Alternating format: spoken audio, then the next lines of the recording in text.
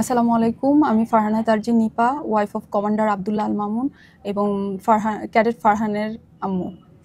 আসসালামু আলাইকুম। আমি ক্যাডেট ফারহান। আমার ক্যাডেট নাম্বার 2504। আমি বরিশাল ক্যাডেট কলেজের 48তম ইনটেকের একজন ক্যাডেট।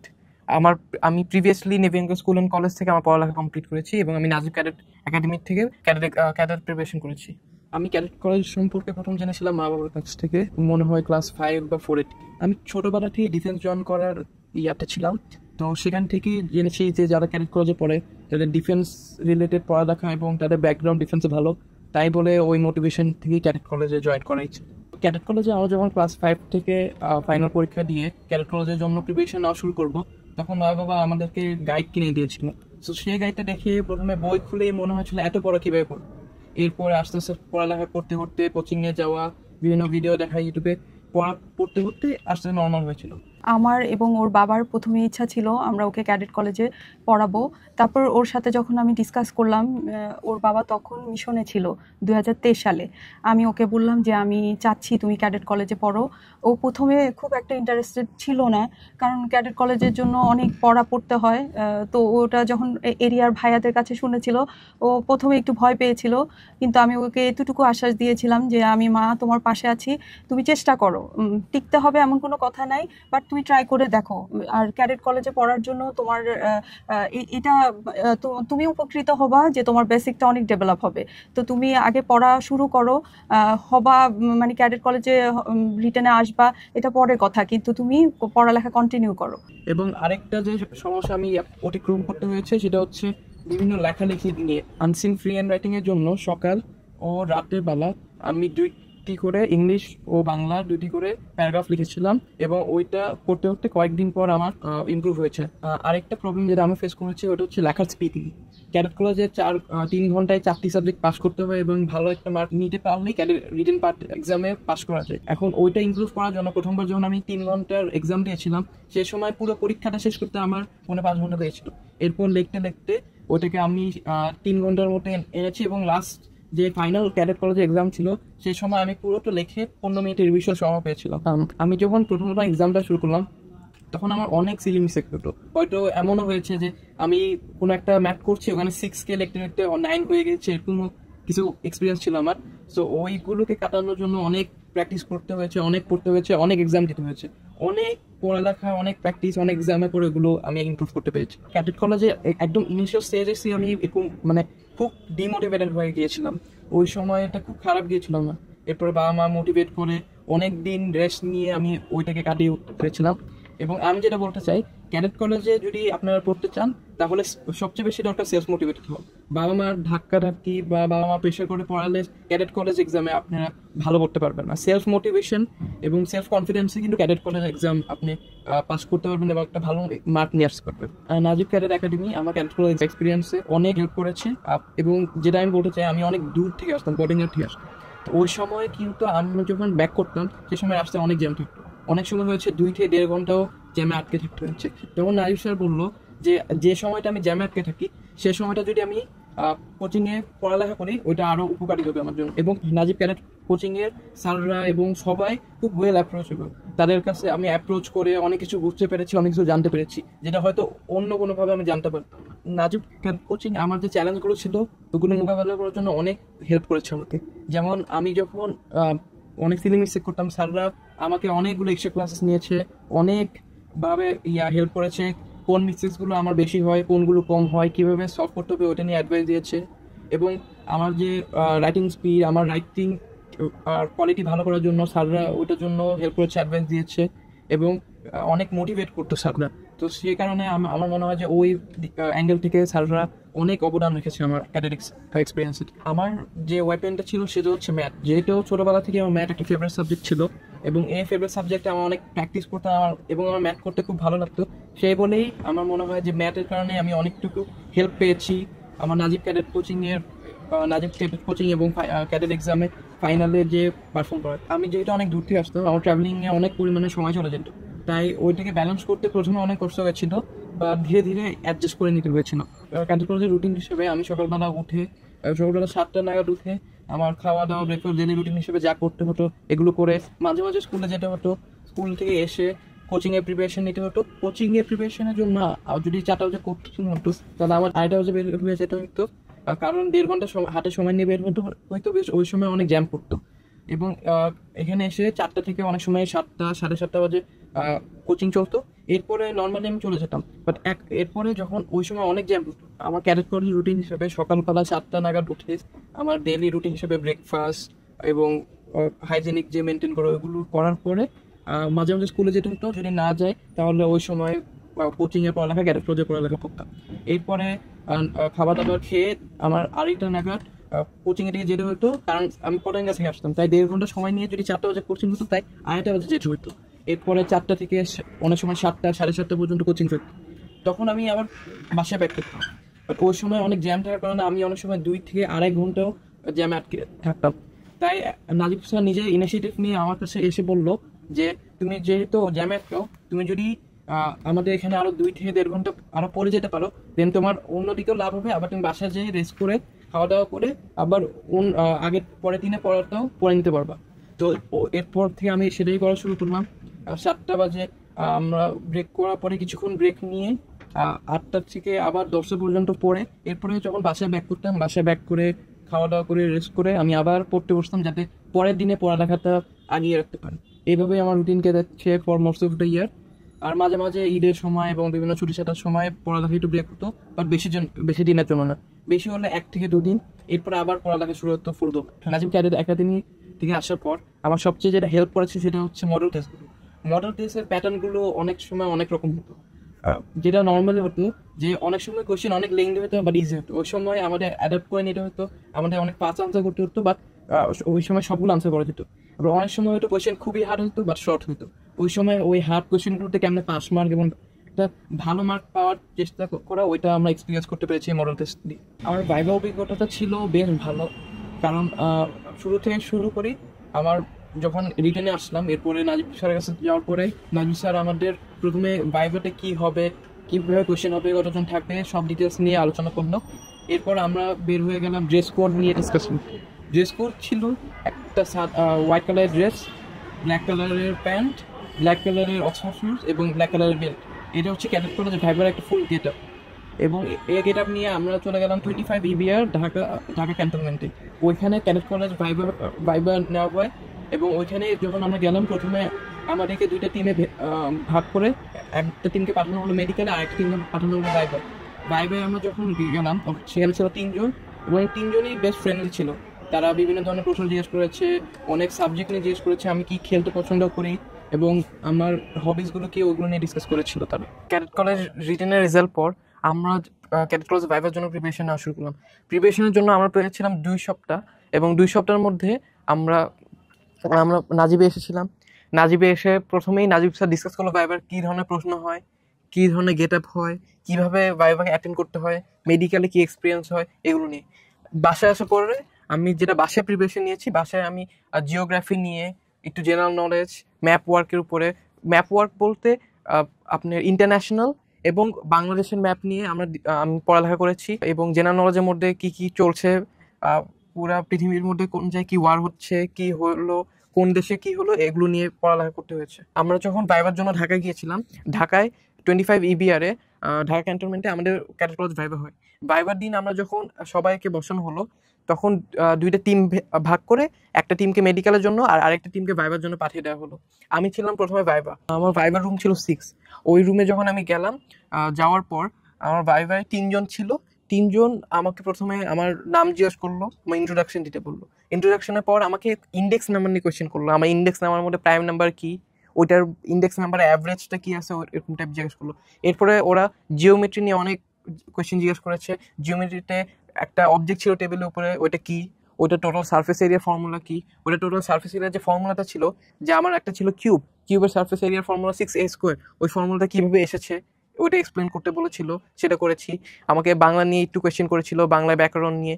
এবং আমাকে এরপর লাস্টের দিকে ম্যাপে নিয়ে গেল। ম্যাপে হচ্ছে আমাকে সুদান, সাউথ সুদান এই 2টা কান্ট্রি দেখাতে বললো এবং বাংলাদেশের যে ন্যাশনাল ম্যাপ আছে ওখান থেকে কিছু কোয়েশ্চেন করলো, বিশ্লেষণ নিয়ে কিছু কোয়েশ্চেন করলো।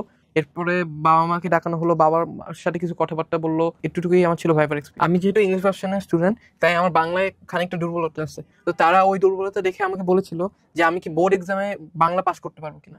তখন আমি রিপ্লাই দিলাম যে আমি যদি বাংলায় এফার্ট দিই এবং যত্ন নিয়ে পড়ি, দেন ডেফিনেটলি আমি বাংলায় পাস করতে পারবো এবং একটা ভালো মার্ক নিয়ে পাস করতে পারবো। The dress code of cadet college is formal, but it is not fixed.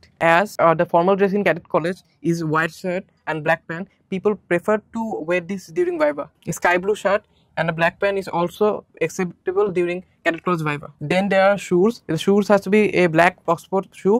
And as the shoe is black, to finish the combination, people prefer to wear black belts too. I have not worn any watch or other accessories during cadet college Viva. My getup was a black shirt, a black pant, a black belt, and a black Oxford shoe. During the Viva day, medical will also be taken place. It can be before or after the Viva. So we should take necessary preparation for certain things with our dress so that we can do the Viva. If your medical is before Viva, then you have to get dressed on your own. So you should learn how to be dressed on your own so that you can handle that situation. প্রথমে আমি আসলে বলতে গেলে coaching centre সম্বন্ধে আমার কোনো idea ছিল না। প্রথমে আমি আর ওর বাবা মিলে ওকে রেডি করেছিলাম বাসায়। দীর্ঘ সময় ধরে ওকে আমরা প্রপার মানে সাবজেক্ট ওয়াইজ মানে প্রপারভাবে রেডি করেছিলাম।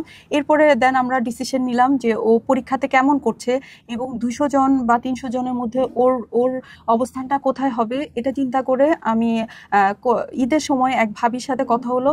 তখন উনি নাজিব ক্যাডেট একাডেমির অ্যাড্রেসটা দিল। আমি এসে স্যারদের সাথে কথা বলার পর আমার কাছে সব কিছু মিলিয়ে অনেক ভালো লেগেছে। তখন আমি ডিসিশন নিয়ে ওকে আমি নাজিব ক্যাডেট একাডেমিতেই ভর্তি করাবো। এবং ভর্তি করানোর পর নাজিব স্যার এবং অন্যান্য স্যারদের যথেষ্ট মানে কোঅপারেটিভ ছিল এবং তাদের প্রত্যেকটা পরীক্ষা তারা এত যত্নশীল ছিল এবং যত্ন করে বাচ্চাদের সাথে ক্লাসগুলো নিত এবং এক্সামগুলো খুব সুন্দর করে ওরা নিত। যার কারণে বাচ্চা আমার কাছে সব কিছু মিলিয়ে মনে হয়েছে নাজিব ক্যাডেট একাডেমিতে এসে আমি দেখলাম নাজিব স্যার অনেকগুলো ফ্যাসিলিটিস দিচ্ছে। তার মধ্যে হচ্ছে মানে আমরা যেহেতু অনেক দূর থেকে আসতাম, আমি মেনলি পতেঙ্গা থেকে আসতাম, আমি যেটা ফেস করতাম আমি যখন বাচ্চাকে নিয়ে আসতাম বা যেতাম আমার এখানে রাস্তায় অনেক টাইম নষ্ট হতো। তখন নাজিব স্যারের সাথে যখন আমি কথা বললাম, নাজিব স্যার আমাকে আলাদা করে পড়ার সুযোগ করে দিয়েছেন এবং আলাদা রুমে আমি আমার বাচ্চাকে নিয়ে 2-3 ঘন্টা ধরে পড়ে আমি আবার রাতের 10:30 বা 11টার দিকে আমি ব্যাক করতাম। তো ওখানে থাকা অবস্থায় আমার বাচ্চার যত পরীক্ষাগুলো আছে যেগুলোতে ও নাম্বার কম পেয়েছে স্যারদের সাথে কথা বলতাম এবং স্যাররা বিভিন্ন টাইম বের করে তাকে ওই সাবজেক্টগুলোতে কোথায় উইক পয়েন্টগুলো বের করে করে ওর ক্লাস দিত। এবং নাজিব স্যারের সাথে আমি ম্যাথ নিয়ে যত প্রবলেম ফেস করেছি, আমি যখন নাজিব স্যারের সাথে এই কথাগুলো বলতাম, নাজিব স্যার সকালবেলা আমাকে বলতো যে আপু ওকে দিয়ে যান, আমি সকালবেলা ওকে একটা ক্লাস নিব যাতে ও ম্যাথে মানে রেজাল্ট খারাপ না আসে। তো এই ফ্যাসিলিটিসগুলো আমার কাছে মনে হয়েছে অন্যান্য কোচিং সেন্টারে আমি পেতাম না। কোচিং চলাকালীন সময়ে তার মধ্যে অনেক পরিবর্তন দেখা গিয়েছে। আমি যখন ওকে বাসায় পড়িয়েছি ও তখন বুঝতে পারতো না যে ওর অবস্থানটা কোথায়, কিন্তু আমি যখন নাজিব ক্যাডেট একাডেমিতে ওকে আনলাম ও 200 জনের মধ্যে তখন ও বুঝতে পারলো যে ওর অবস্থান কোথায়। তো এটা ওর মধ্যে বিশাল পরিবর্তন এসেছে এবং ও বুঝতে পেরেছে যে আমাকে আরো ভালো করতে হবে। আর যেহেতু অন্যান্য সব স্যার ক্লাস দিত, ও যে সাবজেক্টে একটু খারাপ করতো বা উইকলি বা মান্থলি পরীক্ষাগুলোতে ওর রেজাল্ট খারাপ হতো, তখন ও আমি সহ স্যারদের সাথে যেতাম এবং স্যাররা খুব সুন্দর করে টাইম বের করে ওকে ওই সাবজেক্টগুলোতে কিভাবে আরো ভালো করা যায় এই জন্য এক্সট্রা সময় দিত। এটা আমি সব প্যারেন্টসদেরকে বলবো এই ধরনের ফ্যাসিলিটিসগুলো আপনারা অনেক পাবেন।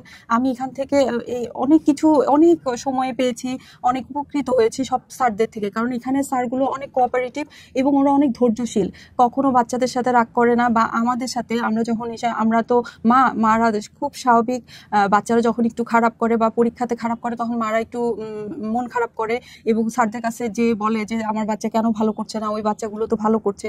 ওরা দেখতাম খুব সুন্দর করে এগুলো হ্যান্ডেল করতো এবং ওরা আশা দিত যে হ্যাঁ বাচ্চারা এবার খারাপ করেছে ভালো করবে। তখন ওরা সপ্তাহ ধরে ওর কোন কোন উইক পয়েন্ট আছে ওগুলো বের করে স্যাররা এক্সট্রা ক্লাস নিয়ে ওগুলোতে সময় দিত যাতে বাচ্চাগুলো নেক্সট পরীক্ষায় আরো ভালো করতে পারে। বাবা মা হিসেবে আমরা অনেক চ্যালেঞ্জের মুখোমুখি হয়েছিলাম। ফার্স্ট অফ অল মানে বাচ্চা প্রিপেয়ার ছিল না যে সে ক্যাডেট কলেজে পরীক্ষা দিবে। তো আমরা বাবা মা যখন ওকে বুঝিয়ে বললাম, তারপর সে নিজ থেকে রাজি হলো যে না ঠিক আছে আমি ক্যাডেট পরীক্ষা দেওয়ার জন্য প্রস্তুত।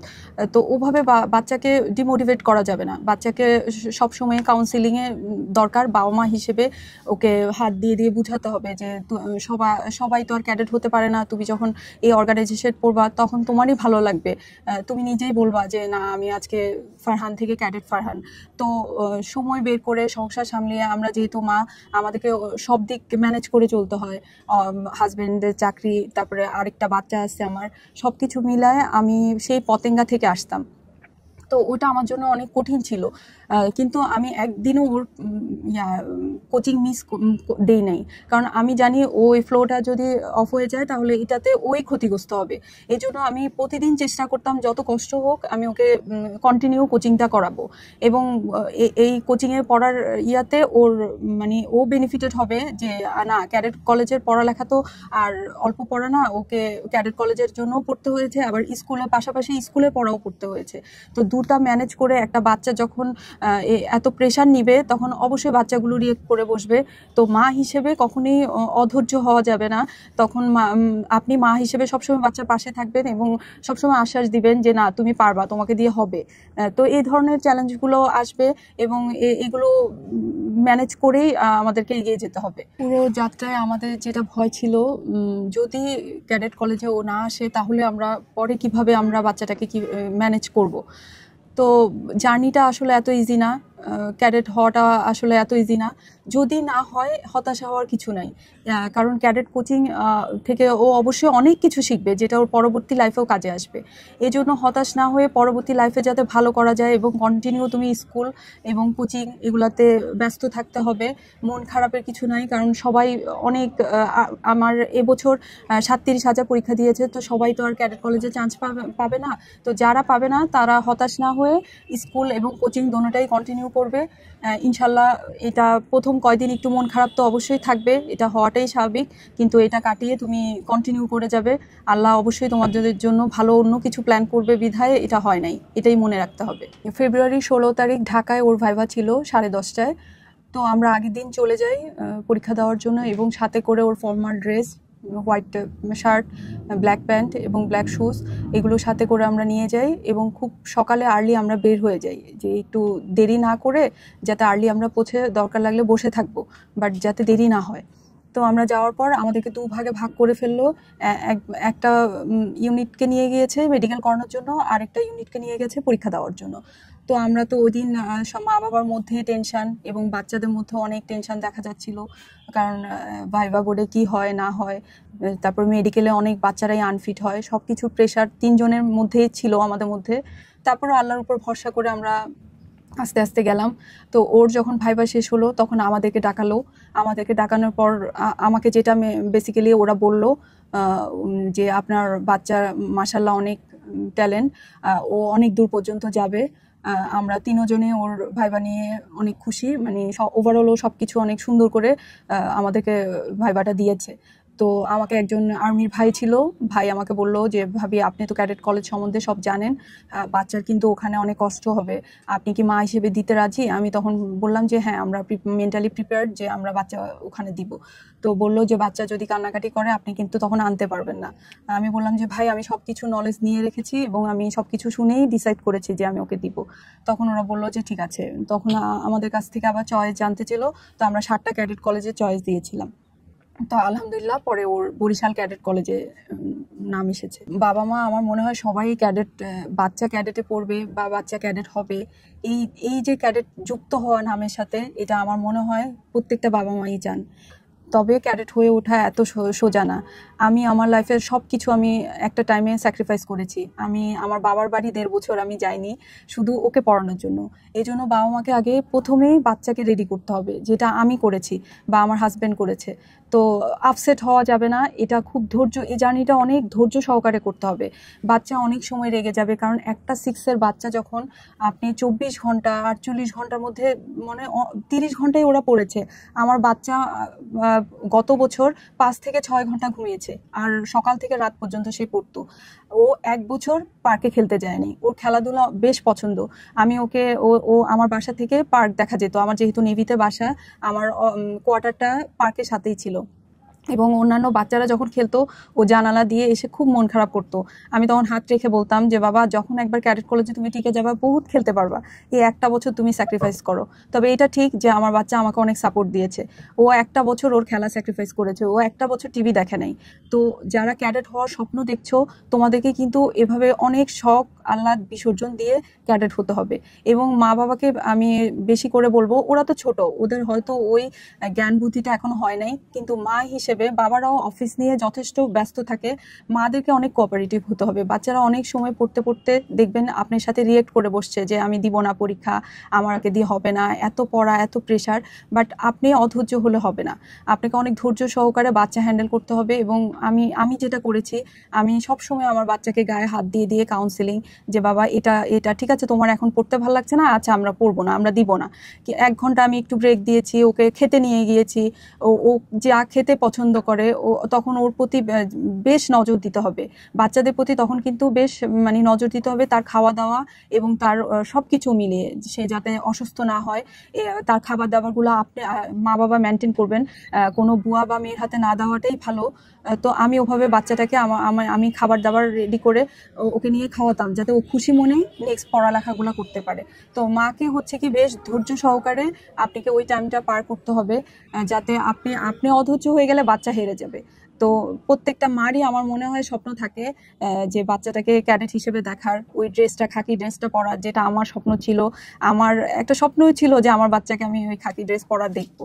তো ইনশাল্লাহ আল্লাহ আমার মনে আশা পূরণ করেছেন, এবং আমি বেশ ধৈর্য ধরেছি। আমি ডিফেন্সের একজন মিসেস হয়েও আমি 1 বছর কোনো পার্টি প্রোগ্রাম, বাবার বাড়ি সব কিছু আমি বিসর্জন দিয়েছিলাম যে ওর পিছনে।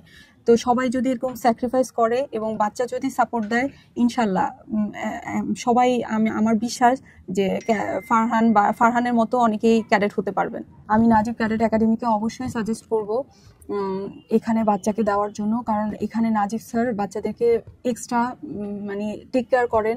এবং ওভারঅল কোচিং সেন্টার হিসেবে আমি এখানে দেখেছি অন্যান্য কোচিং সেন্টার থেকে এই কোচিং সেন্টার বেশ ভালো। এটা পড়ালেখা হোক, অন্যান্য দিকে হোক, স্যারদের কোঅপারেটিভ বলেন, নোট বলেন। আমি এমনও হয়েছে শীট হারিয়ে ফেলেছি, এবং আমি যখন এসে মামুন স্যারকে বলতাম যে ভাইয়া শীট তো হারিয়ে ফেলেছি, ওনারা সাথে সাথে প্রিন্ট নিয়ে আমাকে দিত। এবং আমি একদিন এমন হয়েছে ব্যাগ হারিয়ে ফেলেছিলাম সিএনজিতে যাওয়ার সময়, আমি ব্যাগটা কোনো কারণে সিএনজিতে রয়ে গেছে। আমি যখন খুব মন খারাপ করে রাতের 11টার সময় মামুন ভাইকে ফোন দিলাম, মামুন ভাই বললো আপু কোনো সমস্যা নাই, আমি সারা বছরের নোট ওকে আবার করে দিচ্ছি। কিন্তু আমার ভাগ্য খুব ভালো, ওই সিএনজিওয়ালা আবার খুঁজে আমার ব্যাগ আমাকে নিয়ে মানে পৌঁছেছিল। তো এটা মানে এটা এটা আসলে ওদের বিহেভিয়ার বলেন, তারপরে কোঅপারেটিভ ওরা অনেক। এজন্য আমি মনে করি যে নাজিব ক্যাডেট একাডেমি আমাদের অবশ্যই বেছে নেওয়া উচিত। A cadet course Viva candidate should take care of many things, but the most important thing is eye contact, posture, confidence. You have to be confident but not overconfident. Being overconfident is seen as a rude behavior, and a voice should be moderate, not too loud or not too low. And you should be calm. Any types of question can be asked. If there is a question that can trigger you, you should be calm and think of an answer. If you do not know any answers, or if you can't answer the question, then you have to be calm and politely say sorry that I can't recall it or I don't know it. যে সময় cadet written এক্সামের আমি রেজাল্টটা পেলাম, সে সময় আমি স্কুলে ছিলাম। তো স্কুল থেকে যখন বাস দিয়ে আসছিলাম, তখন মা বাসে উঠে আমাকে বলেছিল যে তুমি তো ক্যাডেট কলেজ রিটেনে এসেছো। সো ওই সময় আমি খানিকটা শক ছিলাম যে আমি ক্যাডেট কলেজ রিটেনে এসেছি। বাট যখন নিজের চোখে গিয়ে ওই রেজাল্ট শিটে আমার ইন্ডেক্স নাম্বারটা দেখলাম, তখন অ্যাকচুয়ালি বিশ্বাস হলো যে আমি অ্যাকচুয়ালি ক্যাডেট কলেজ রিটেনে এসেছি।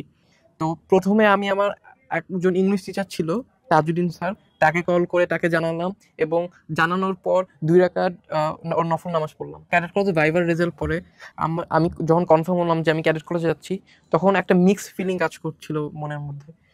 মিক্সড ফিলিং বলতে খারাপও লাগছিল আর ভালো লাগছিল। খারাপ লাগছিল কারণ ক্যাডেট কলেজে টিকার পর যেহেতু ওইটা একটা বোর্ডিং স্কুল টাইপ, ওই কারণে বাবা মার থেকে, ভাই বোন থেকে দূরে যেয়ে পড়তে হবে।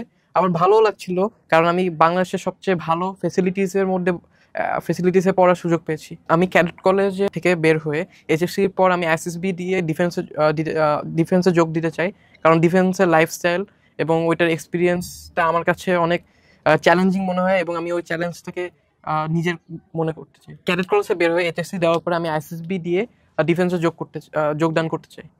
আমি ডিফেন্সের মধ্যে আমি ইন্টারেস্টেড নেভিতে জয়েন করতে, কিন্তু আমি ডিফেন্সের যে কোনো বাহিনীতে যদি পাই তাহলে ওইটাতেই আমি জয়েন করব।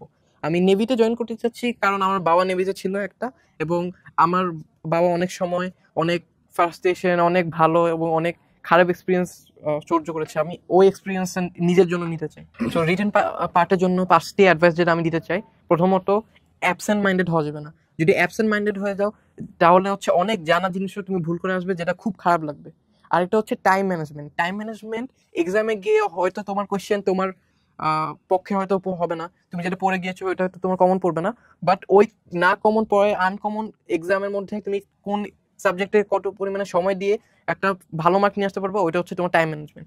এক্সাম ম্যানেজমেন্ট হচ্ছে কোয়েশ্চেন হিসেবে কোন সাবজেক্ট প্রথমে দিবা, কোন সাবজেক্ট কখন দিতে হবে, কোন সাবজেক্টে কোনটা আনসার করবা, ওইগুলো।